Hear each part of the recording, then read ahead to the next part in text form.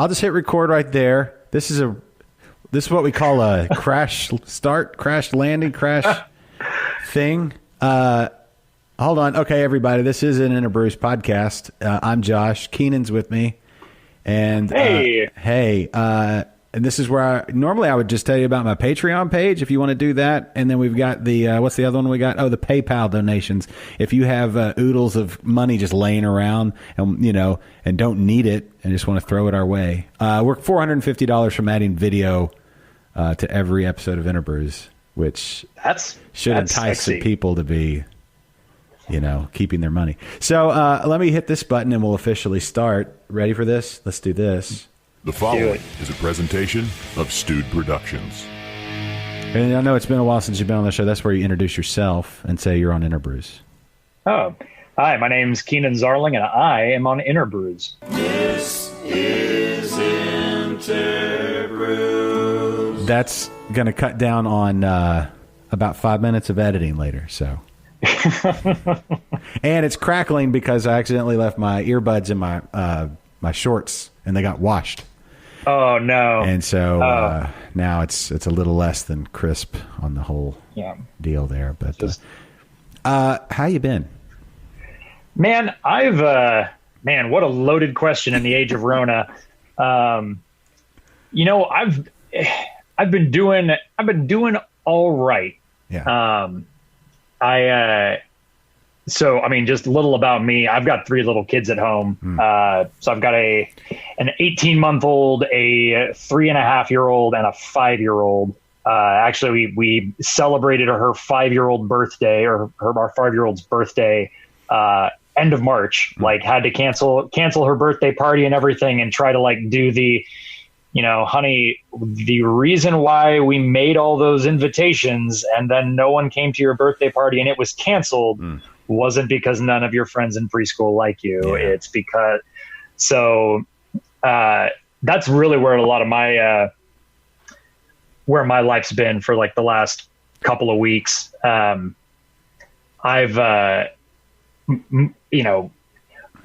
Long story short, I am on 100% furlough, taking a break from head brewing responsibilities, because just the facts of the matter are I've got 3 little kids at home. My wife, as it stands right now, she is the breadwinner in the family. So if push comes to shove, and her job is 100% remote, which means that, and the nature of her job is completely remote, which means that business is actually picked up for her job. Okay.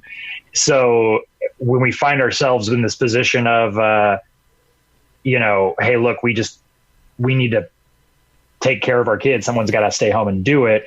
And I talked with all the guys at 11 Below, just, hey, I can throw you some evenings. I can throw you, hours on the weekend. I'm not going to be doing the 40, 50 I'm usually doing. There's just no way in hell I can do that for a prolonged period. And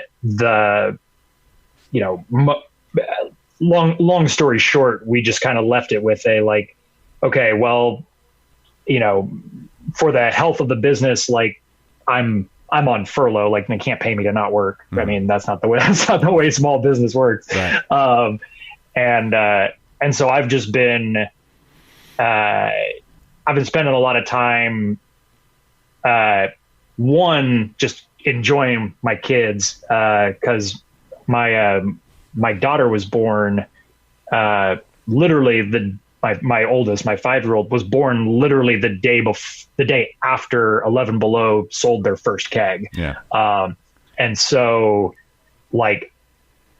her whole first year of her life was a blur to me. So I'm just enjoying some time, that's sort of what's the phrase, the days are long, but the years are short. Yes. And I'm trying to just appreciate this moment, this little gift that's been forced upon us, to spend some little time with my kids, and also to do a little bit of work on myself a little bit of reflection on the beer industry, and doing some like heavy meditation on the nature of beer and brewing and all that. It's mostly boring, but but this is a beer and brewing podcast. So. No. That's the biggest part of these episodes that I've been doing. Obviously, we're not together as we normally are. Today on Facebook, I just looked over here, and I'm like, why is his picture there? It's you and all the guys from 11 Below at I guess was it Eat Craft Burgers or what? Yeah, I saw that too. This was 5 years ago. Yeah, 5 years ago, and it was we had just done because I was there the day 11 Below opened, or the grand opening, the party. Yeah, and those pictures. Every time I look back on, I'm like, man, that seems like forever ago, but it seems like just yesterday. And it's one of those things where it's like, I don't know, I've not been fortunate enough, but to go to all the grand openings and everything, just because there's so many of them. But that one, oh yeah. It's like, but it makes that one extra special, and it's like, everybody. It's like, oh, those are all my friends. Look at that! Oh my gosh, it's been 5 years. It's like this. Look at that! Yeah. Look at that! I was a lot fatter, or at least I didn't have a beard, so I looked fatter. You look tired. Yeah. Oh, dude. That's kind of been I've been tired for a long time. Yeah. But I realized pretty quick that at least when I kind of had my first full week of I'm physically out in the brewery talking to Jeff, and he's like, look, man, I still got access to my email and stuff. And so I'm still doing a little bit of the hey, don't talk to me about this, talk to that guy, whatever. But Jeff was just like, don't, you're on furlough, don't work, don't do anything. Yeah. Check your email every other day or something, but don't work, which was just unthinkable, unfathomable to just not be at the brewery. Yeah. But admittedly, I've been getting a very different kind of rest, because I'm hanging around with my kids, and I'm chasing after them, and I'm sitting around and facilitating their play and whatnot. But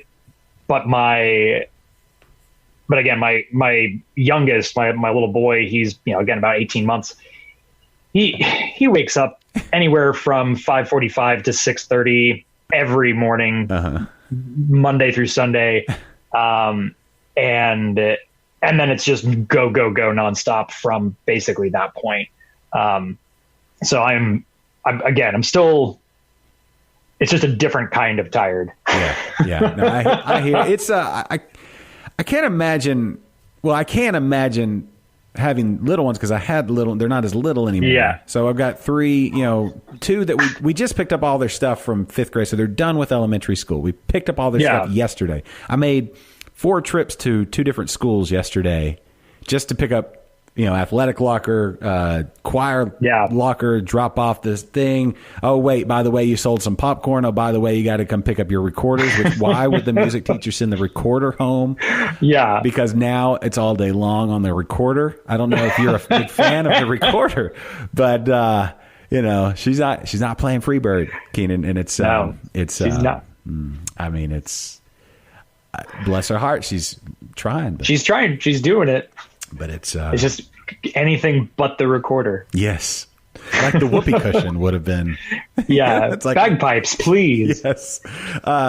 So yeah, man, my heart aches for you when you talk about your little one with the birthday party and having to explain what the hell is a pandemic, right? Oh yeah. I don't even know what we're doing here. It's like, what is this? Yeah, we had this this realization a while back that it was man, every time we talk about this to our kids, because it kind of has to get dumbed down for them. No, it has to get brought down to their level. They're not stupid. They're just naive and learning things. But it always just sounds out of context, something from a YA post-apocalyptic novel or something. Just well, we can't go and do that because of the virus. Yeah. No, you can't stand close to people. And literally, my 5-year-old has no stranger danger no like filter whatsoever. She's the person that, like, before all this happened, we're doing a family trip to Costco or something, where she would just, like, as we're walking into the store, would grab the hand of another person going into Costco, and not like accidentally like, oh, hey, I thought you were my mom. Wow, embarrassing. But just like, oh, hey, mister, we're all going to the same place. That's cool. And so, like, when we see people, like, we go on evening walks and stuff, and we try to get out of the house as much as we can, just because, like, seriously, the kids are going crazy. They can only spend so much time playing in the tree fort out back. Right. Like, and just having to kind of like nudge her with the, like, honey, like, I know this is the first opportunity you've had to talk to someone that's not in your family, like, in a week and a half. Like, we'll meet someone out, like, walking around, and we're just like, but you can't stand right next to them. Like, you gotta, and so, yeah, like, trying to explain it to them is, I mean, my 3-year-old isn't, like, in the perfect point where she just doesn't get, she doesn't know, doesn't care. She's just like, I get to watch more TV and, like, I get to do all this stuff. But really the hardest part is just trying to find a new normal, like, because little kids thrive on routine. And like, hell, I was like talking to all the other guys at work, because, like, Brandon's got his 2 boys. I mean, Brandon and Jeff, their kids are all, like, middle school, high school. And I think at one point, this was before, like, the first, like, couple of weeks, I was working, like, 10, 12-hour days, 2-3 days a week, just, like, what I could, trying to, like, stagger schedules with my wife so that we were both, like, half-assing our jobs. And I say half-assing, but really it's just like, we're just doing, like, half a week's worth of work in, like, 2 days, or more, or rather half a week, you know what I'm saying? Anyway, but but I was, I'm on the canning line just talking to Brandon. I'm like, I don't know, like, trying to talk to my 5-year-old about her birthday party being canceled, trying to tell them, like, why they're not going back to school, because they all go to preschool and they look forward to it and they have their friends. And Brandon's kind of like, man, we're like, he's got 2, like, not, I think his oldest, I think, is 14, and his younger, or maybe I'm getting it wrong. But anyway, they're old enough. He's like, I'm just got them doing chores. Like, I've got them doing chores basically in the mornings. And then they've got some, like, some online schoolwork they do for a couple hours in the afternoon. And then it's like, all right, 2 o'clock, 3 o'clock rolls around. All right, you can play some video games for a few hours until dinner time. Yeah. And I'm just like, you just assign them chores, and they can hang out at home and do their chores, and just, like, don't murder each other, and you're fine. Yeah. Yeah. Granted, I'm oversimplifying. No, that's my age. We're about that. It's 11, 13. And there's a lot of just don't murder each other. Or if you do, don't get it on the carpet. That's. Yeah, exactly. You take it outside. Mm-hmm. Yeah.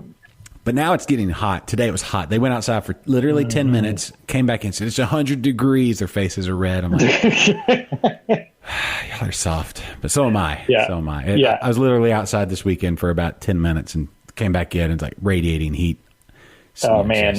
But I've been trying to, like, keep myself, like, acclimated, and part of it is also just, frankly, like, man, we have to get out of the house, because, again, you can only play in the backyard for so much time.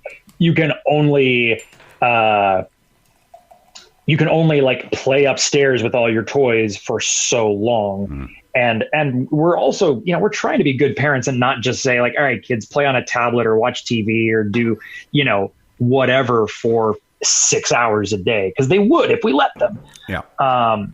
And so, no, for, like, the last, I don't know what week this is, but for, like, the last, let's call it last 5 weeks or so, I've been, like, about, like, 2 to 5 days a week or so, I've been just loading the kids up to like go to Kickarillo or go to another greenbelt or something. And we just are like, all right, we're going to go walk. We're going to go walk, like go do a 2-mile loop or so. And, you know, like admittedly, I got 3 kids. So I put the baby in the backpack and I've got like a double wide stroller because like one of those things where like, it's as much for me as it is for getting them out. And so it's just like, I am not like, because I know that if I were to go like, oh, it's hot, we can't go outside, we can't play or whatever, that's the beginning of the end where it's like, we're just inside for nonstop for the next 2-3 months. Yeah. Well, I was going to say your traps they're looking pretty buff. Like well, thanks, dog. Yeah. You've been toting kids around. I've been toting kids around. That definitely helps. My 18-month-old is a bit of a chunker. But that's good. Babies should be chunkers. Yeah. But no, so I want to say it was last summer. I made the commitment to like, I bought just a home gym setup, just like squat rack, barbell, like just enough plates, whatever. Yeah. Because, you know, and that decision was influenced by a lot of facts. But anyway, man, it's like now officially the third best purchase I've ever made. And so anyway, that's kind of like my wife's schedule that she's got is she's working like first thing in the morning. So she's usually like logging off from her job about like 3:35, something, you know, whatever. And I've just kind of said like, I am totally cool to be on baby duty from like 5 o'clock in the morning until you log off, but then just give me an hour. When you log off, you give me an hour to go into the garage and work out and just don't talk to me. Like, get me away from the kids. Just give me that hour alone. Yeah. That's my alone time. And then I come in, we do dinner and start the rest of the evening and everything. Yeah. No, that's big. That's big. No, and it's huge because I stress eat, I stress cook, and I stress eat. Yeah. And so about like when this all started, I was like, you know what? I'm going to change my like my weightlifting and like my diet regimen and everything, and I'm going to just like accept that I am going to eat absolute trash. Yeah. And I'm going to lift appropriately. Mm-hmm. And so I've been just setting a bunch of personal records, which I mean, granted, like in the grand scheme are not impressive numbers, but they're personal records. Like, and so I've been able to enjoy just like, all right, I'm resting. It's the extra heavy lifting and the like schlepping kids around probably puts me about on par with like a full day at the brewery and then like a modest workout in the evenings, which is what I was doing before the big Rona. I've gained weight for sure. About 8 pounds, not from lifting, just from lifting my plate and the shovel. It's the timing. We're eating much. We went, we're starting to get it a little bit more under control, but we were up to like 3 a.m. a good like 2 weeks in a row and just sleeping in. It's like, oh, let's wake up at noon and have breakfast. And it was just chaos, you know, and my work schedule's changed. I'm working 2 days on and then 4 days off. And it's like, I don't know what day it is. I don't know when in the week I'm working. It doesn't, I'm having to work the weekend this week. It doesn't matter because it's all whatever. And, you know, everything's the weekend. Yeah. And so like the only thing that's keeping me somewhat on schedule is doing like liquid lunch because I know that's at noon ish. Yeah. And but then I'm just drinking beer. So it's like, you know, I got to get up by like 10:30 so I can eat some food and then drink some beers. And that's like the level of my discipline lately. Yeah. So. Yeah. Thankfully having kids that are like, all right, baby wakes up at, he's up at 6:30 or something. And it's like, all right, well, I'll go ahead and get the other kids up at around 7-ish. And then, all right, well, now they're awake. What the hell am I going to do? It's like, I guess I'm going to make breakfast.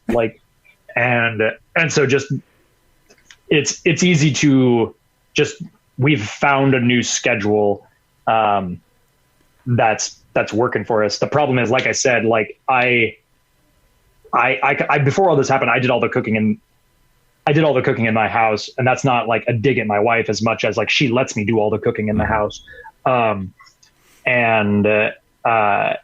Because it's just, in my mind, it is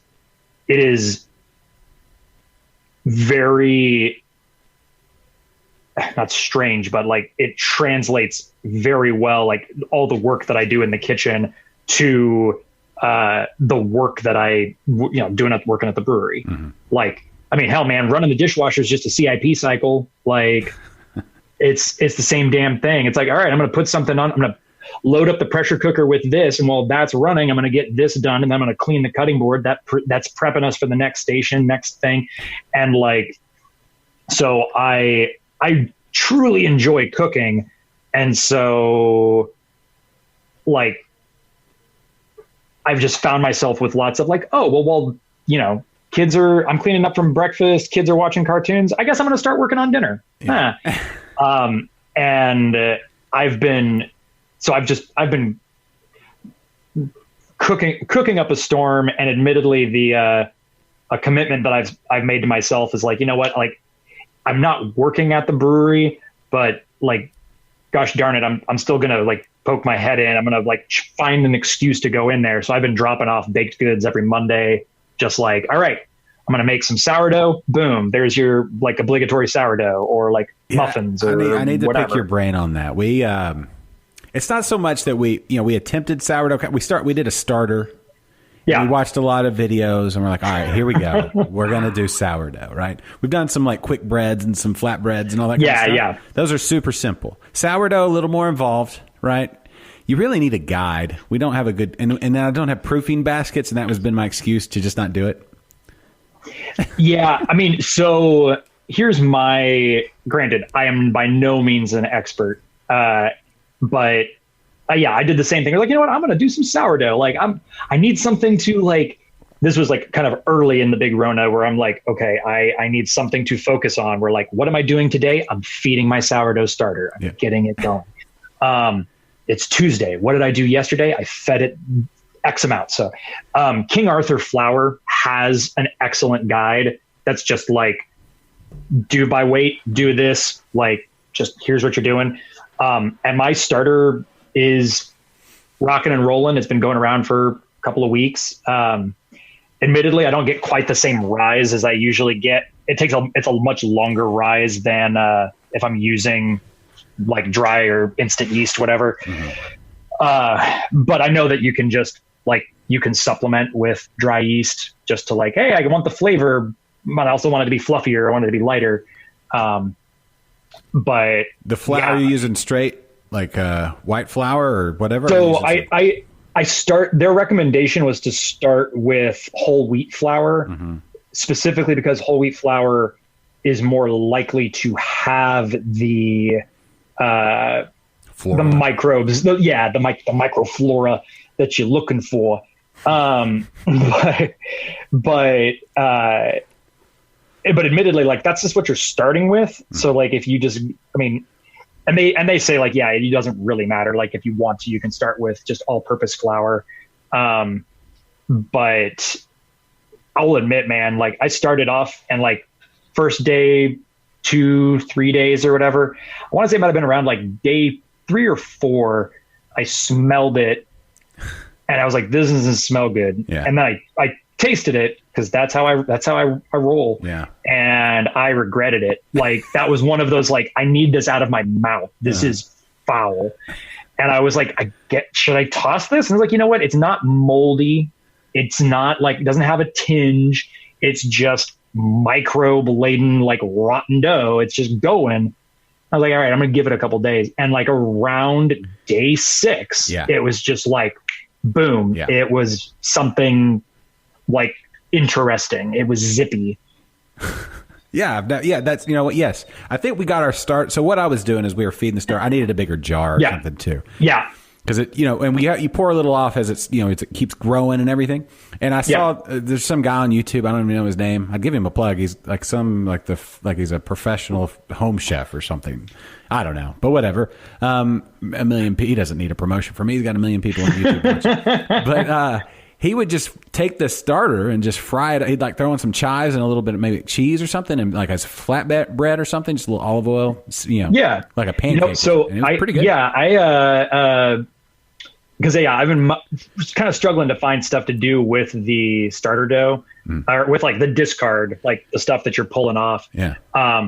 And I just recently found, again, King Arthur flour. Like, let's plug King Arthur flour. Maybe they can support you. Yeah. That would be great. Get a sponsorship from King Arthur flour. Why not? Man. They're on the rise. Oh God. They're great company. They keep it grounded. Yeah. Okay. This makes me really happy. Oh goodness. But they had a recipe for sourdough crumpets. And it was literally just like, you take your sourdough starter, you throw like a little bit of salt, a little bit of sugar, like a sprinkle of baking soda in there, and then just drop it into like muffin rings or like egg rings or whatever, with a little bit of butter, and just boom, like you're just make cute little crumpets. Throw jelly and butter on them, and you're gold. Like it just, anyway, crumpets. Do it. All right. I'm writing all this down. Actually, I've got it recorded. No, that's King Arthur flour. I know. And that's the one with like the red and the white. Am I thinking of that? Yeah. Well, it's, I think they have different types of flour and stuff. So like, I think one of them's white and one of them's red and one of them's like brown and red and everything. Yeah. But it's got like a knight on the front and looks like he's like totally badass. Because nothing says badass like flour. Oh yeah, man! It's like giver of life, man. Bread is radical. Yeah, it is. Speaking of knights and whatnot, last night you had a Dungeons and Dragons. I sure. Was it a full campaign or just a? So it is a. I'm gonna drop some real like nerd bombs here. Please do, go so deep. I'm actually in the middle of 2 different games of Dungeons and Dragons. One of which is homebrew that one of my wife Sarah, like her company's buckets of nerds, and so one of them's like, hey, I'm putting together a D&D group, does anyone want to play? And it was supposed to be just like 1 or 2 sessions, and it's kind of just like, we all like doing this, so we're just going to keep going over and over and over again. But the other one is I recently started up an official module or campaign, whatever. What are the insight? What do people who are in the know call it? Module? It's a module. Okay. It's a module. I don't want to go in thinking I've got D&D knowledge and then drop in the wrong terms. No, that's who's fine. This guy? Yeah, I don't. Yeah, no. So this is I was booping around looking at like the D&D like homepage and everything, and just as they're sort of like, hey, we want to help our players that are they can't play in person anymore. We've made a whole bunch of like little modules free, including the starter module, which is an epic adventure called The Lost Mine of Phandelver. And anyway, so I am running that one. So I am the dungeon master for that. And I'm just wrangling a whole bunch of, it's like, have you ever played Dungeons and Dragons? No. And that's why we just got finished watching. So that's one cool thing about having kids that are getting a little older. We just watched Stranger Things. got through season 3. And of course, the first season they start off, that's the opening scene, Dungeons and Dragons, right? Yeah. And I remember the cartoon vaguely. Oh yeah, from like the late 80s. Yes. Or yeah. And then Kennedy, who's with me on Liquid Lunch, he's played a little bit, and they had a group, but then it just turned into them getting drunk and passing out. Yeah. And which I assume happens a lot. But the thing I remember most about Dungeons and Dragons when I was a kid, I grew up in a dry county in Arkansas. So like not just the buckle of the Bible Belt, but like the bling on the buckle of the Bible Belt. It was super churchy, and apparently Dungeons and Dragons is of the devil or something. And that's what was in my mind since I've been about 7 years old, like until I was, the cartoon, all of it was like, oh, apparently that's of the devil. So I did a little bit of education. I specifically looked up Dungeons and Dragons. What comes up in Google is Dungeons and Dragons evil ? And so I'm like, that seems like a good place. Yeah. It's like, so I think maybe my favorite story, and like that it kind of addresses that issue, because I don't remember what issue or what thing happened that got D&D this like, oh, it's of the devil, like, bad rap, which is like street cred that it really doesn't deserve.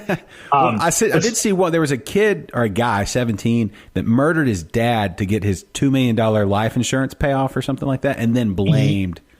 Yeah, and that sounds about right. But it's Dungeons and Dragons. Yeah, and that sounds about right. Yeah, and, late 80s, that whole like Satan made me do it kind of thing was pretty. That was a go-to. It was in vogue. Yeah. But no, I think my favorite story for Dungeons and Dragons, Gary Gygax, the dude that invented Dungeons and Dragons, it originally started as like a modification to like just a tabletop war game, like basically like Axis and Allies or Risk or whatever, where they were like, well, instead of playing as this whole army or this whole, empire, what if I'm playing as just one soldier? Yeah. What if I'm just playing as like one knight or a magic user or whatever? Yeah. And so Gary and his buddy, this is up in, I don't know, somewhere in the Midwest, can't remember where he comes from. But so he is like spending a lot of time with his friends, like just developing the rules, and they start like going, basically it's just a bunch of dudes hanging out. And they kind of start going off the deep end and like, okay, well, what's the world that this is in? Like they start doing the collaborative world building. It gets like Tolkien level, yes. Like, well, what's the mythology of this and whatever. And so this is going on for like months. And finally, Gary's wife, I say Gary like I've met the dude, or like that he's like, oh, we're best buds. But Gary's wife is finally, she's like, he is cheating on me. Like Gary is having an affair. And so one night where and it's just kind of like, this is back in the like 70s or something, where it's just like husbands are like, all right, honey, I'm stepping out. Like, no, like communication doesn't happen in relationships, I guess. Right. And so, anyway, she's just like, okay, I'm going to follow him. I'm going to see where he goes. And she follows him, and he goes to like one of his buddies' houses that like, I guess she's never been to his house or whatever. And so like Gary goes in, she waits like 20 minutes, 30 minutes or whatever. And then she like barges in and like goes down into the basement, because like she hears talking and stuff going on, and she just slams open the doors like, what is going on here? Like, I've caught you. And it's just like him and his like, nerd buds, and they're just like playing Dungeons and Dragons, and he like explains to his wife, it's like, no, look, here's the map of the world that we're building, and like, no, this is like Eludar the king, and he's like going to war against the knights, they're like against the elves, and we have to solve this mystery.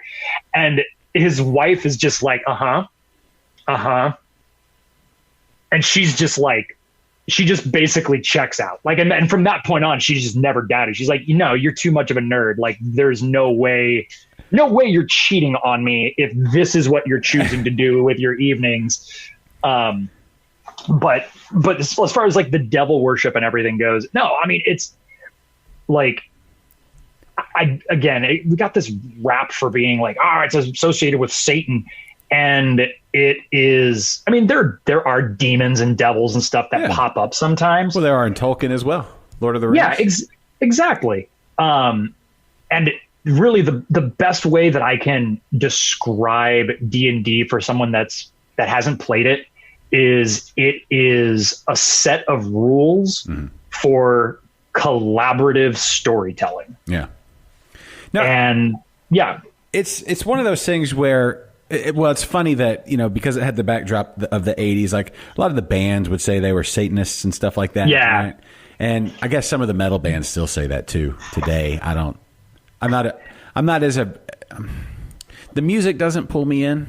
Like the 80s devil music was a little, pulled me in, like Ozzy and all that kind of stuff. But like the metal now, some of it's fine. I like the guitar. It's just the vocals. If I'm going to be honest with you, Keenan, it's the vocals. Yeah. Like I want more melodic. I need some nuance. I can't do screaming really. I can't do all that. Yeah. Yeah. I mean, I applaud their craftsmanship, their musicianship. Like I watched somebody like Seth from Copperhead play guitar, and I'm like, whoa, how do your fingers move that fast? Yeah. Oh, and that's it's like if we can get like we can talk about beer. I think this is a beer show. Sure, why not? It's one of those like, man, you can really, really appreciate the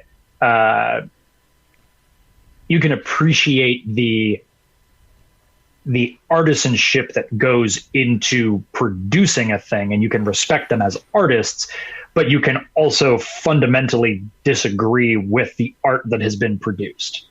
So like as an example, I really don't get a lot of the Jester King beers. Like the majority of the ones that I've had, my response has kind of always been like, yeah, it's like wild, funky, like you're using your own unique stuff, and that's super cool. I don't want to drink this, let alone pay $20 for a 500 ml. Yeah. Like, and I acknowledge my own, like, it's not what I enjoy. Uh-huh. There are plenty of people that enjoy it. It's like not for me to poo-poo on it, but just for the record, real quick, what do you enjoy? Like, what is, like, when Keenan, like, somebody says, craft me the perfect beer. Geez. So that's a little too vague, maybe. Yeah, no. But, and admittedly, I think I gravitate towards, just in my mind, like I start gravitating towards lagers. Mm-hmm. Because, and I don't know, I mentioned earlier that like I've been doing a lot of thinking on beer, and admittedly, like in our house, because I'm swinging by the brewery, once a week, and I'm sometimes grabbing a 6-pack of short fills or something. Like I'm not bringing all the beer home that I normally am. And my wife and I have kind of been like, you know what sounds really good is some Shiner Bock. Like, just like, you know what? Because we bought literally like 2 weeks before like the Rona hit, we bought a used fridge for the garage, and that has been a lifesaver. That's been perfect. But we've but just like, you know what, I'm gonna buy a case of Shiner Bock, and we're just gonna like, hey, we're gonna go for a walk as a family just around the neighborhood. Cool, just grab beers for the walk or whatever. That's the best, right? Especially with the weather we've had. Yes. Well, and so I guess that's the point, is like, damn it. And we're starting getting into like real deep philosophy and stuff in beer. Because beer is like at its very, very heart, like beer at its inception isn't intended to be consumed. And for the most part, it's like, it is an everyman drink. Like, and that's something that just sort of at its core, I like that sort of is a facet of my love for beer that is always going to be attached there. Like I mean, I guess all the, you should turn around and say, what's the best beer in the world? Like literally, like, what is the best beer? And I guess maybe like a Westie 12 or something like that. But aside from the, like, hey, you have to like trade away, you have to physically like be at this monastery to get it or whatever. How much does the best beer in the world cost? Like, I don't know off the top of my head. Yeah.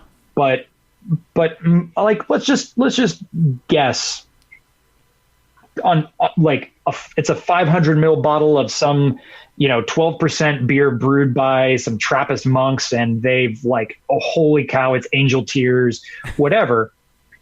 It's still probably, if I recall, actually, like buying it from the monastery, it's still like relatively affordable. Like, it's not crazy expensive. Yeah, because they're not gouging. Yeah, they're just looking to cover costs. Yeah, and that's it. I mean, I'm sure they're making some money to like run the monastery, but right. but they're not turning around going like, wow, people will buy this. We're going to charge $20 a 4-pack or whatever. And compare that to that's the best beer in the world. Like, and I'm not saying most expensive, because there's Utopias out there, and there's all the weird stuff that Brewdog's done.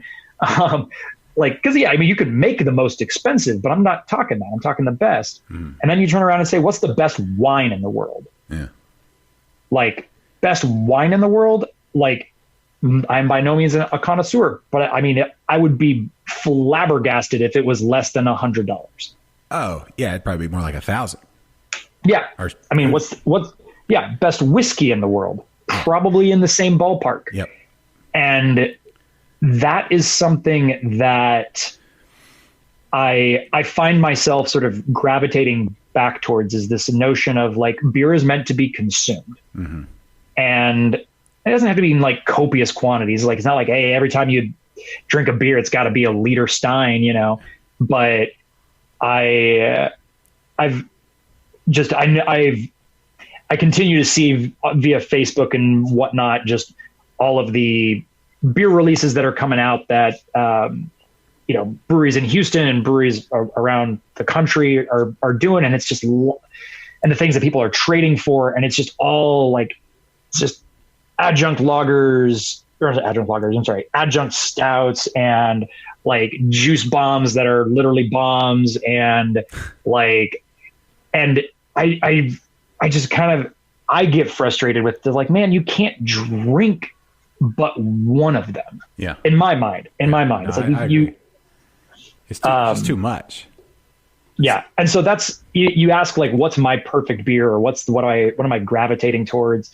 And more I find myself going like, especially just here in Texas, it's like, it's gotta be a lager, and it's gotta be like refreshing and drinkable, and to a certain degree, almost like plonk like. Yeah. And admittedly, I think the best example of that's like, I've probably said it, I'll toot their horn a million times, is ABGB out of Boston. Because first off, their lagers are phenomenal. Like, all their beers are excellent, or at least all the beers that I've had are excellent. But their Helles is like, and you can't trust Untapped, because Untapped is just stupid sauce. Because people taste it and they're just like, oh, it's boring, I would drink Bud Light. It's like, well, if you're drinking it and you don't see the difference between this and Bud Light, then you don't know what you're tasting. You don't know what you're doing. Yeah. And it is like delicious, refreshing, flavorful without being overwhelming. It's like kind of one of those things where it's like beer is, I don't know. I was about to start going into like deep, broad strokes of like, beer is meant to be consumed. It shouldn't be a meal. And it's like, but it also depends. Like it all depends. Yeah. Yeah. Well, that's the thing, right? The moment, the weather, are you eating with it or not? Have you been working your butt off all day outside, sweating profusely? Like, yesterday I was mowing the yard and it was hot. Like it feels like Houston outside in Houston. And, I don't know, probably lost all the weight I gained, but then I made sure I gained it all back. But what I try to do is not a hard rule, but kind of a guideline. I'll do the front yard and then like have a beer, chug it, and usually like a Goza goes like my face is salty already. And so it might as well, a little bit of that. Just roll it in together. Yeah. And it's like, that sequence ale from Dogfish Head is always that's excellent. Yeah, and our Real goes, but there's something about that sequence ale. They nailed the lime to the salt to the tart to the it is a phenomenal iteration of the style for sure. Yeah, and I don't know if it fits like whatever the historical guidelines or whatever, but that's a good one in between front and backyard. But at the end of the day, when I'm done, when I've pulled all the weeds and I've finally put all the stuff away and I can go sit under the shade of my tree out back and just watch my dog chase after like bugs. He just jumps around and he's just all around my backyard. I'm like, like a Pilsner or a Hellas or something like that. There's just something really satisfying where I'm just sweating on myself and just sitting there like covered in dirt, feeling like I accomplished something. Oh yeah. Yeah. And it kind of having that like end cap beer. Yes. And yeah, man, I don't know. I had and just to be clear, I'm not like adjunct stouts, and or I'm about to go off in three directions at once. I get that, the people that are trading beers and they're pumping stuff up on social media and even to a certain degree, some of the hype beers that breweries are releasing, that is for a lot of them, that's a very small percentage of actual beer, even just craft beer consumption, like out in the wild. For a lot of people, they're going to Flying Saucer, they're getting just their favorite beers. They're just getting what's drinkable, what they can enjoy while they sit around and just, shoot the shit with their friends. Yeah. And admittedly, like adjunct stouts and stuff, I mean, as excellent example, 11 Below, we had to cancel our anniversary party. We had to like change the way we released Big Mistake this year. And the last couple of years, we've done small releases of just heavily adjuncted versions of Big Mistake. And it's like, does it have a place in the world? Yeah, it absolutely does. Like it's super fun, but it's kind of like, maybe it's just because it's become so prevalent, but it's sort of like when every day is Christmas. Yeah. Then it's like when all the stouts you drink are, coconut chocolate double marshmallow Whipple, like, when that's all the stouts you drink, then it's like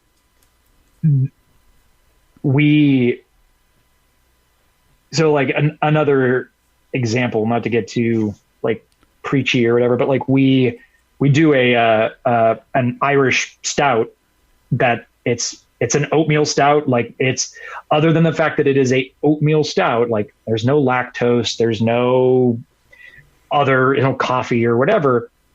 And we release it around St. Patrick's Day, early in the year. And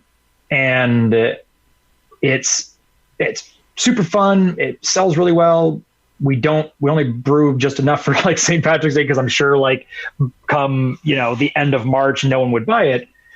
But to that point, just like, man, there is an entire section of the like BJCP that's just stout, just regular stout, not imperial stout, not barrel aged stout, and like I can't remember if we found one, but we kind of had the thought experiment of like, who makes a stout in Texas? Like, just makes a plain like sub 6%.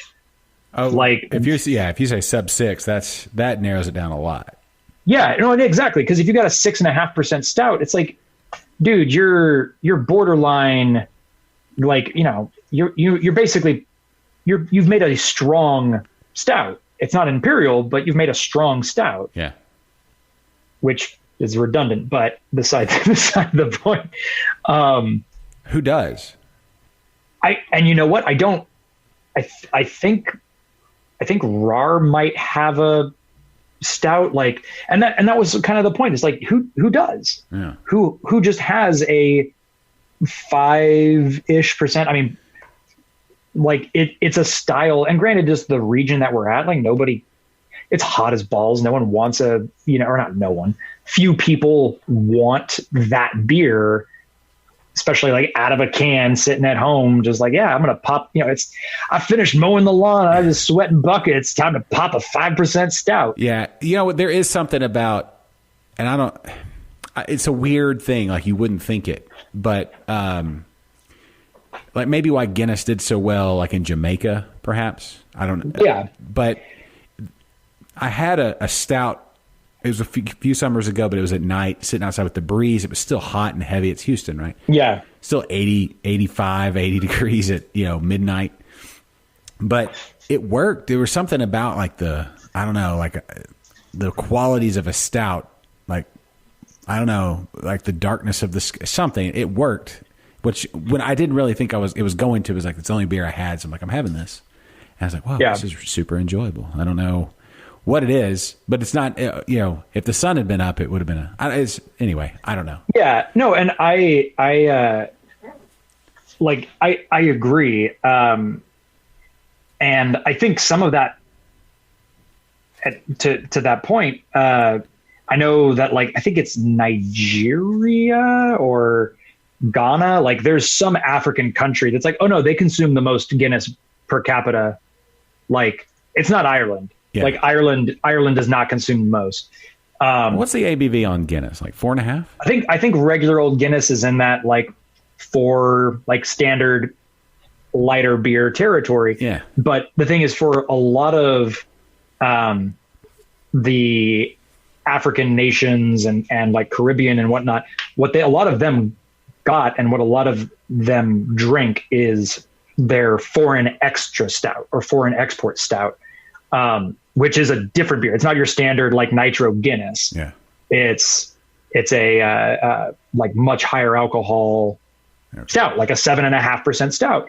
But like, I think that there are a whole lot of styles that are, I think in Texas, we are hurting because we don't have full seasonality. Mm-hmm. That's true. Coming back from, so prior to working here in Houston, I'm from Texas, but I left working brewing in Austin, and I went up to Indiana and brewed in Southern Indiana for a couple years, and we had a true 4-season weather cycle. And so as a brewer, it was phenomenal to see how, like, oh, holy cow, like our red ale is really, really nice, like early fall. Yeah. Like our Pilsner is excellent in the summer. The big Imperial Stout is like exactly what the doctor ordered when it's snowing, like you're in the middle of a blizzard, and it's like, yes, I'm popping some stout, or I'm popping into the tavern or into the tap room to have a stout while it's like cold and miserable outside. Yeah. And we don't get enough of that in Texas, like at least enough for for, I mean, the pace that brewing runs at. Like, we don't get the opportunity to like, okay, let's start ramping up for this season and we're going to ride this a little bit and we're going to transition. It's like, nope, you got about 3 weeks of winter. Like, this is the prime time. And it could be, first part of January, could be the last part of December, could be March. Like, who knows when winter is? Yeah. You really need 2 summer seasonals, like early summer, late summer. Yeah. And that's kind of, I mean, that's what we did last year at 11 Below. We had Be Someone that we launched as our spring seasonal, and it was very well received. It was just a kind of higher alcohol. I want to say it's 6.2 percentage escapes me. It creeps up on you. But it's so just perfectly refreshing, like great patio weather. And we launched it as a, like, this is going to be a full, like, late spring seasonal, where it's like, I don't remember what month we released it in. I want to say it was March or maybe beginning of April. And then we just like ran that into the beginning of summer. And then we're like, all right, summer's here proper and it's really flipping hot. Well, now here's our Pilsner. Mm-hmm. And so we've kind of got a little bit of that going on right now, which admittedly I haven't been getting like sales reports and stuff like that. But we've launched Be Someone full time this year. Okay. Which was like, that was kind of a big deal. It's like, man, of all the seasonals we did last year, Be Someone like really moved the needle. Like, we got a lot of positive feedback. We got a lot of, from consumers, from bars and restaurants, from, just the numbers spoke for themselves. It's like, all right, well, let's bring this around. And so that's full time right now. But our seasonal right now, Little Snack, is just kind of going back to that point of just like, man, just a good, refreshing lager. That's the perfect turkey melt beer. Yeah. Oh no, absolutely. Like turkey melt, tacos. I'll tell you, I've put a slice of lime in it because why not? Yeah. And I'm getting hungry now. We're talking about. I know we start talking about. But yeah, like it is excellent, just drinking beer. Yeah. And we're like, I'm super pumped that we were able to like put that out, but it complements Be Someone, as far as like, hey, Be Someone's is an excellent springtime. It's warming up. Maybe you're sitting out on your back porch as opposed to a patio, but like, hey, you might be sitting outside drinking a beer. You're coming into the AC from being hot outside, but you also got Be Someone or a Little Snack in the background. That's your like, man, I just mowed the lawn, or the, hey, I'm gonna go walk around the neighborhood, or hey, I just kind of want to drink a 6-pack while I watch like the Lord of the Rings extended edition for like the 4th time. Yeah. This week. Can we be honest that the extended version is better than the original? Oh no, absolutely. It's 100% better. Yeah. Like I'm shocked that you would even question it. I don't question it. I actually saw the extended version before I ever saw the original. Oh, really? Yeah. So it kind of rocked my world when I saw the original. And I'm like, Saruman, wait a minute. He's dead. Wait, what happened? We're on to the next scene. Yeah. It's like, he's not supposed. He's bad. Yeah. You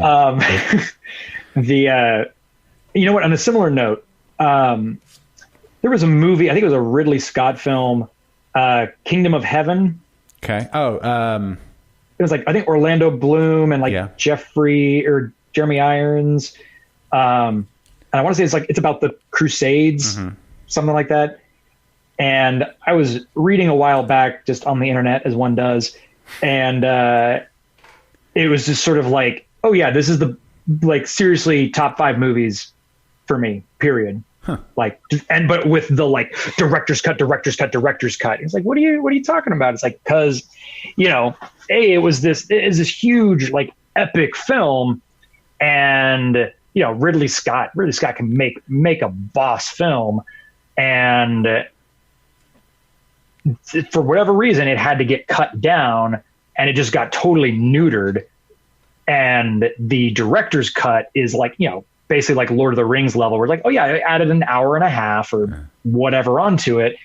And it's like, oh, that plot line makes sense now.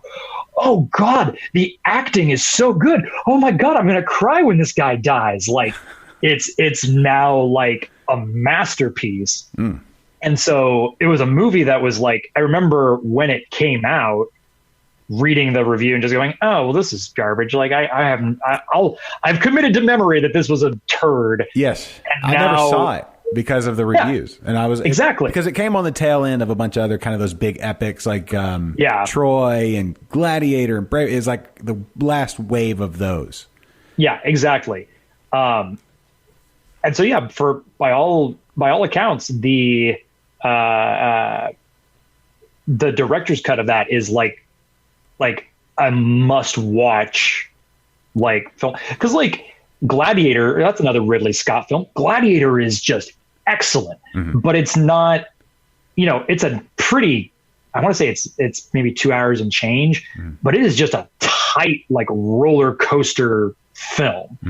And from what I can understand, I gather Ridley Scott someone said, dude, you've made some awesome movies. You did Master and Commander, and you did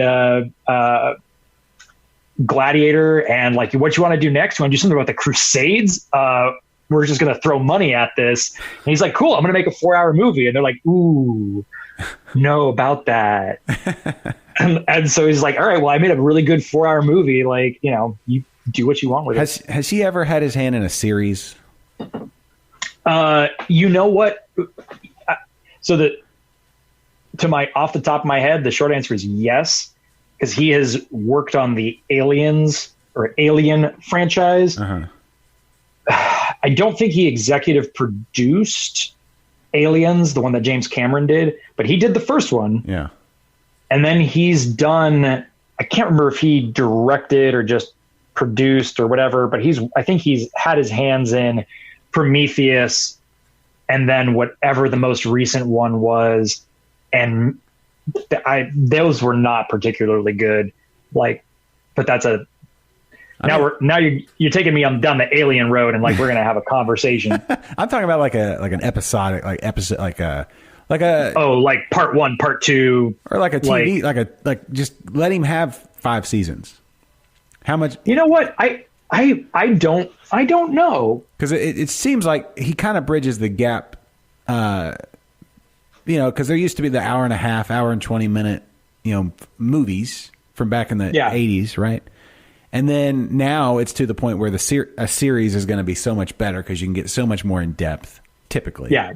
Like I can't wait to see, speaking of Lord of the Rings, like the Amazon Lord of the Rings show, whenever that can finally come out. But yeah, you know, I mean, it just seems like, you know, we've reached, like Breaking Bad showed that like a show could be, I don't know, some of the best storytelling because you have more time to really delve into characters and sub-characters and subplots and yeah. I mean, and like to a certain degree, and not to like force the tangent or anything, but I mean, I think the film industry is having a very similar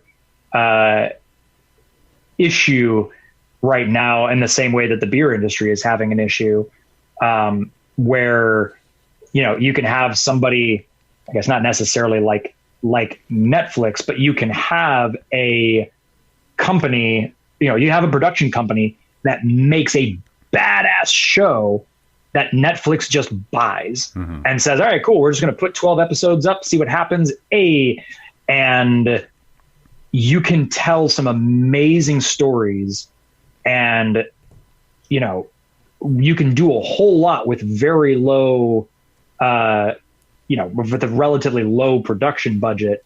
And at the end of the day, it's like, you know, you want to watch a great story? Yeah, you can watch Breaking Bad. You can watch 8 hours, 12 hours of, you know, a show.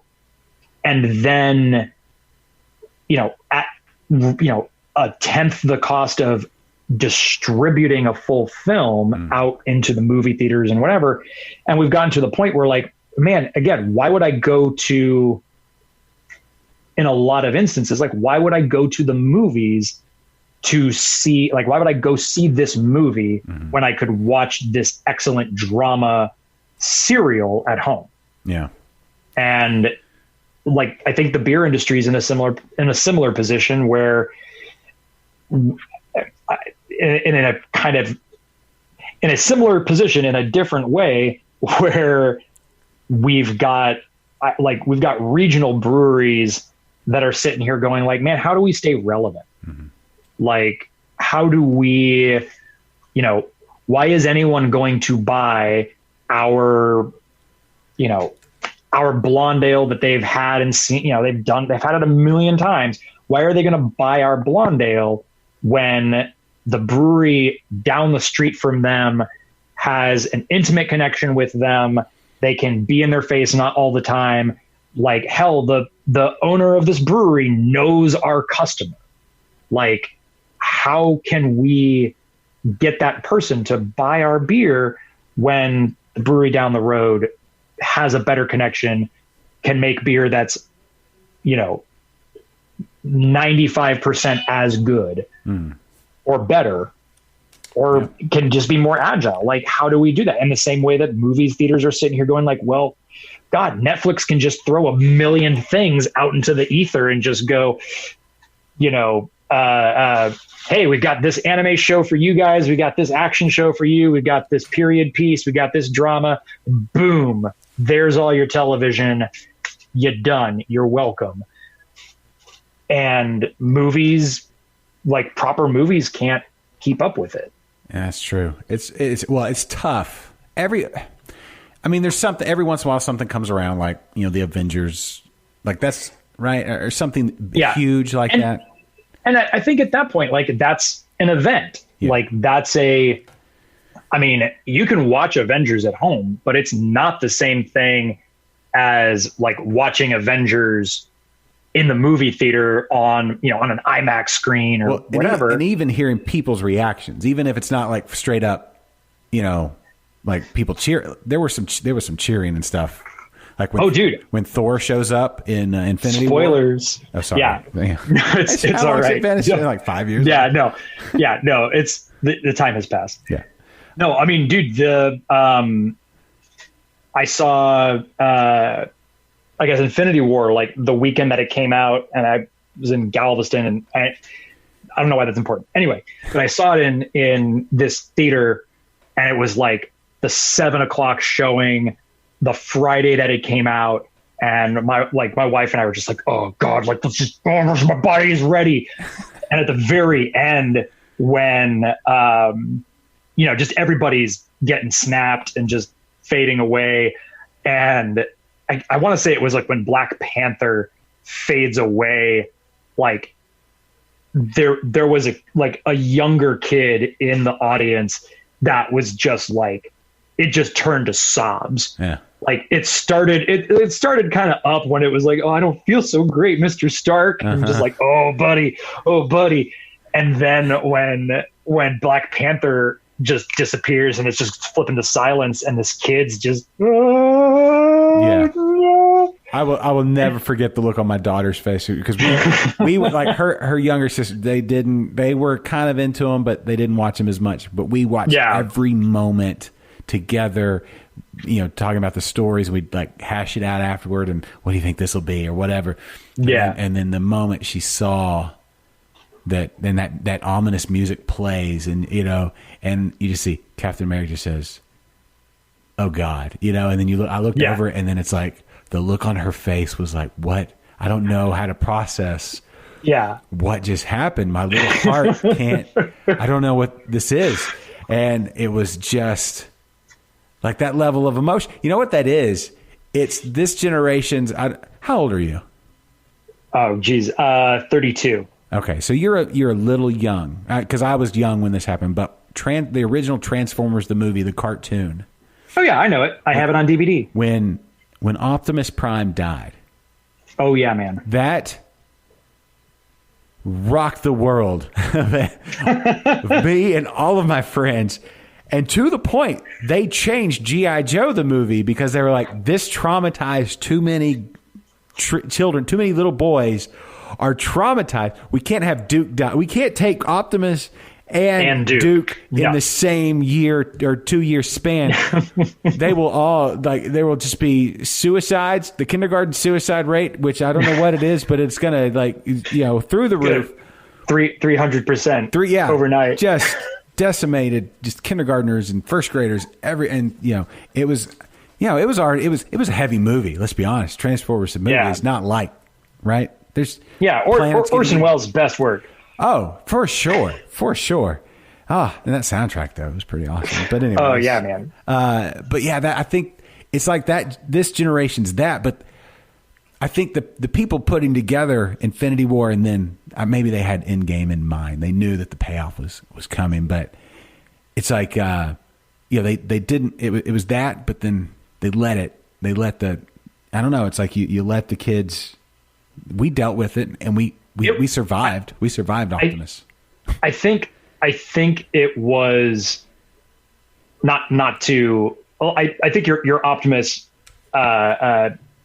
connection is very apropos, but I think it might be kind of to kind of borrow from Clerks. Like it's kind of the Empire Strikes Back. Like for this generation. Granted, we're not getting the we're not getting the big reveal of like I am your father. Right. But we are kind of getting the surprise, the twist, the like, hey, if you haven't seen it yet, if you've seen it, you keep your mouth shut. You don't tell people because they lose. Luke loses at the end of Empire Strikes Back. Han Solo is gone. Luke lost a flipping hand. Yeah. He's just found out that the baddest MFer in the entire galaxy is his dad. Like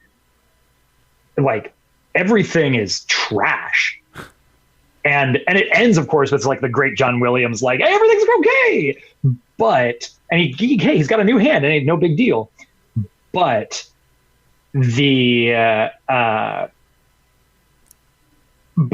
oh God, now you're going to get me on a Star Wars rant. And but because I can improve Star Wars with one small detail. That's right. I can make Star Wars better. Don't even get started. But yeah, I think Avengers was that moment. It was the like, why was that little boy crying? It wasn't because his favorite friend or his favorite character disappeared. It was because he'd been sitting through 3 hours of nonstop action, watching his heroes overcome, adversity and beat the bad guys back and beat all the odds and everything. And they were gonna win. And then Time Stone, JK, like snap, and like everybody's gone.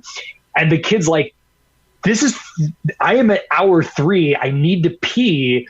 What do you mean? That's the end of the movie. Yeah. Like it is inconceivable. I mean, kind of in the same way that like Empire Strikes Back. Like, granted, what I would give to go into Empire not knowing the reveal, but you know what? Screw it. I'm going to tell you how Empire Strikes Back can be improved. Okay. So Empire Strikes Back is arguably, so Zach at 11 Below is a huge Star Wars nerd, and thank God, because I have someone to unload on, and he's a bigger Star Wars nerd than I am. So we've had plenty of these conversations. So Empire Strikes Back, the best Star Wars movie, just hands down. There's no debate. Okay. Best Star Wars movie. Okay. I'm glad we agree. So Luke gets his hand cut off at the end of Empire Strikes Back, right? And he then, he falls down from Bespin and he gets caught by the Millennium Falcon. And then the scene ends, or the movie ends, with him getting a new hand. Hey, it's no big deal, whatever. Like, it completely negates the fact that he just had his flippin' hand cut off by his dad. The entire original trilogy of Star Wars, not trilogy, but the last two films of Star Wars would be improved dramatically if the final shot, basically, if we don't see Luke get the robot hand. Mm-hmm. Because he would then pop up in Jabba's palace. He walks in and he's got his like two hands, like no big deal. And one, that would confuse people. They'd be like, where did he get his hand from? I don't know. But he gets his hand shot on the skiff when he's like, saving everybody from the Sarlacc and he's doing all this Jedi stuff. He gets his hand shot and you later on see that it's a robotic hand. You could literally, with like no explanation, you could probably get by and be like, oh, dude, sweet, he's got a robot hand. Or you just throw a couple lines in where he's like, oh man, I don't know when I'm going to be able to get my robotic hand. That's a replacement from when my dad cut it off. Like, I don't know when I'm going to get this repaired. I guess I'll wear a black glove the rest of the movie. But the thing is, him just having the, like, at the end of Empire, hey, I'm here with Leia. And Leia's like, we're going to find Han. And he's like, hey, the robot just built me a new hand and it works just as well as the old one. Is like, okay, so I know all the chips are down, but it's still a happy ending. Yeah. Like, if you were to just commit to it, Avengers style, like Luke Skywalker and Leia will return in episode 6, Return of the Jedi. Mm-hmm. Anyway, Lucas won't return my calls anymore, so I'm just... Well, he's not exactly... He's not, he's... No, he's just sitting back, just snorting money. I don't even know. I don't know what you do with all that money. I don't know. Maybe fix the last trilogy. Are you talking about the sequel trilogy? Yeah. Yeah. I think there's a lot that's been lost there. Yeah. I was a big fan of Rogue One, though. Rogue One was excellent. I actually rather liked the Solo film. I did too. I'd imagine, have you watched The Mandalorian? Yes. On old Disney Plus? Yeah. Which is excellent. Gets me, and I feel like really, as awesome as some of the Star Wars movies have been, I feel like The Mandalorian is just proof that we've seen enough movies of Star Wars. Mm-hmm. We need some of these explorations of the rest of the world. Yep. We need to stop just, holding hands with Jedis as they take us across the galaxy for the umpteenth time. Agreed. I have strong Star Wars opinions. No, I respect. I might not agree with all of it, but I respect it. Yeah. And I might not hold the passion. That's fair. I'll be honest with you. But, I have opinions. They're just not, whatever. Oh, no. Everyone's entitled to their opinions. I respect. To me, well, you know what? Tell you what. We're an hour 18 into this episode of this podcast. And I don't know what time you have to go to bed. I know you put the kids down. But if you got a few more minutes, can we do an exclusive... A little extra, another like 10, 15 minutes? Yeah, got it let's do. I can do it. For you, Josh. For you, I can. All right, well, okay, you know what? Hold on. Yeah, let me hook up my sound effects again because I unplugged. Oh. Yeah.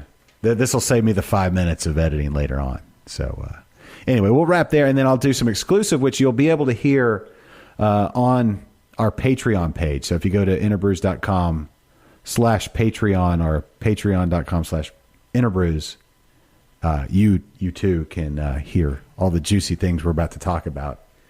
We may even talk about a little. I think we had like 5 minutes of beer talk on the show. Yeah, I tried to loop it back around. Look, it's fine. We need it. We need more. Like, this is just, it's a little bit of history, but that this is what we've been living. Lots of Star Wars. So yeah. Anyway, all right. So, Keenan, thank you for being on this proper episode of InterBrews. Like I said, everybody, go check out our Patreon page for the exclusive episode. So, we'll wrap here and we'll do the post-credit scene, right? It'll be our post-credit scene. So, all right. So, for Keenan, I'm Josh. This is InterBrews. This is InterBrews. The preceding has been a presentation of Stewed Productions.